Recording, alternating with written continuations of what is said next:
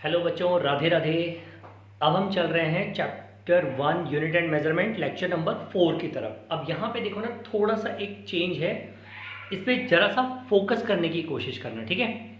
अब यहाँ पे अभी तक हमने डायमेंशंस के बारे में पढ़ा, डायमेंशन एनालिसिस पढ़ा। अब हम बात करेंगे कि फिजिकल क्वांटिटीज को डायमेंशंस के बिहाफ पे कितने पार्ट्स में बांटा जा सकता है। तो बेसिकली 4 टाइप की फिजिकल क्वांटिटीज होती हैं जो डायमेंशन के फॉर्म में डिवाइडेड है। जैसे पहला है हमारा, अगर देखोगे तो पहला है डायमेंशनल वेरिएबल्स, दूसरा है डायमेंशन लेस वेरिएबल, तीसरा है डायमेंशनल कांस्टेंट और चौथा है डायमेंशन लेस कांस्टेंट।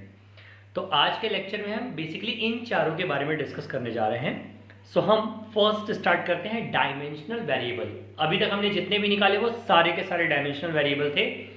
सो इनकी डेफिनेशन अगर बात करूं या इनको डिफाइन कैसे करेंगे, तो quantities having dimensions are called dimensional variables. For example, हमने फोर्स का निकाला हुआ है, वर्क का निकाला हुआ है, पावर, वेलोसिटी। अच्छा, जिन्होंने ये वीडियो डायरेक्ट देख रहे हैं वो प्रीवियस वीडियो यानी लेक्चर नंबर 3 की वीडियो पे जाएंगे ना, तो उनको इन सब की डायमेंशनल वेरिएबल कैसे निकाला है हमने और कैसे किया है वो पता चल जाएगा, ठीक है।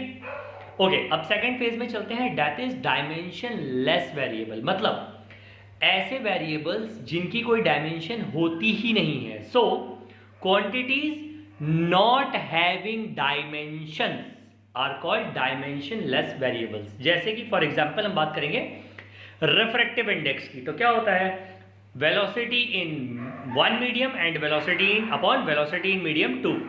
तो that is again LT-1 and LT-2, दोनों आपस में कट्टम कुट्टी कैंसिल हो जाएगा।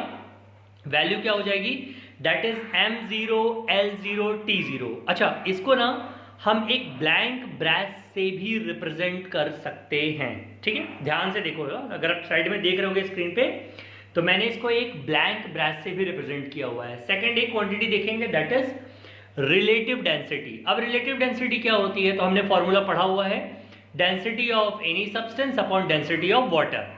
अब देखो, ऊपर भी डेंसिटी नीचे भी डेंसिटी, अगेन कट जाएगा दोनों आपस में, ये ना पट्टू कट्टम कुट्टी।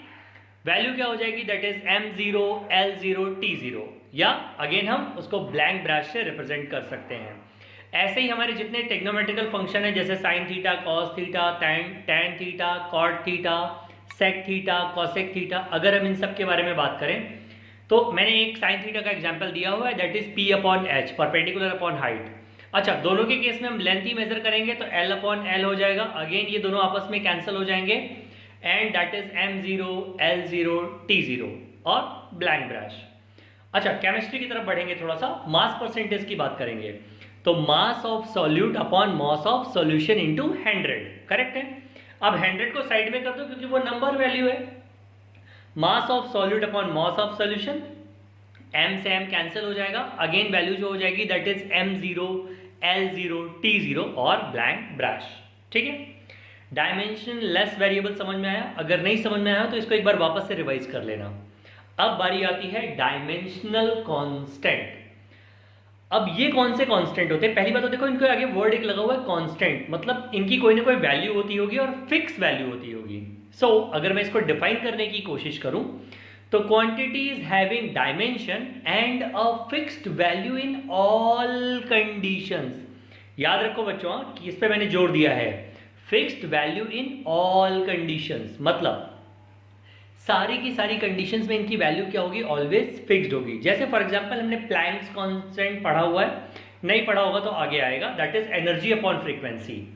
अब एनर्जी की डायमेंशन क्या होती है, तो ML2 T-2, फ्रीक्वेंसी की डायमेंशन T-1 हो जाती है, तो that is again ML2 T-1।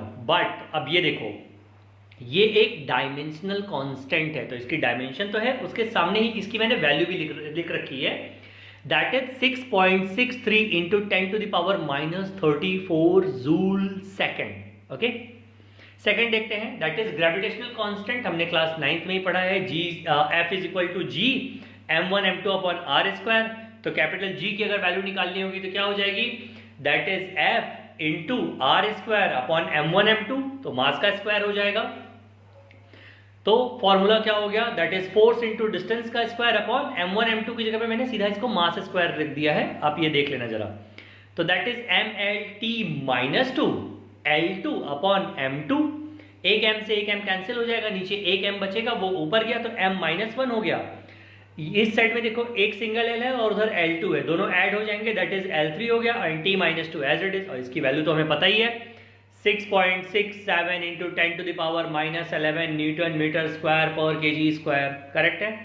चलो अब एक और लास्ट टर्म आता है आज के लेक्चर का, that is dimension less constant. अब ये क्या है? That is quantities not having dimension but of fixed value. मतलब ऐसी क्वांटिटीज जिनकी कोई डायमेंशन नहीं होती बट फिक्स्ड वैल्यू होती है। जैसे पाई, पाई की कोई डायमेंशन नहीं है यार, पाई की सिंपल वैल्यू है, या तो हम 22/7 लिख सकते हैं या 3.1416 जहां तक गिनते जाओ चले जाओ, ठीक है। ऐसे ही प्योर नंबर मतलब जैसे 1 2 3 4 what ever the pure number is, okay. And the third one is joule constant. तो आई होप बच्चों आपको ये समझ में आ गया होगा। अगर नहीं समझ में आया हो तो आप कमेंट सेक्शन में मुझे मेंशन करो कि आपको कौन सा टर्म नहीं समझ में आया, मैं उसको री एक्सप्लेन करने की कोशिश करूंगा। थैंक यू सो मच बच्चों, राधे राधे।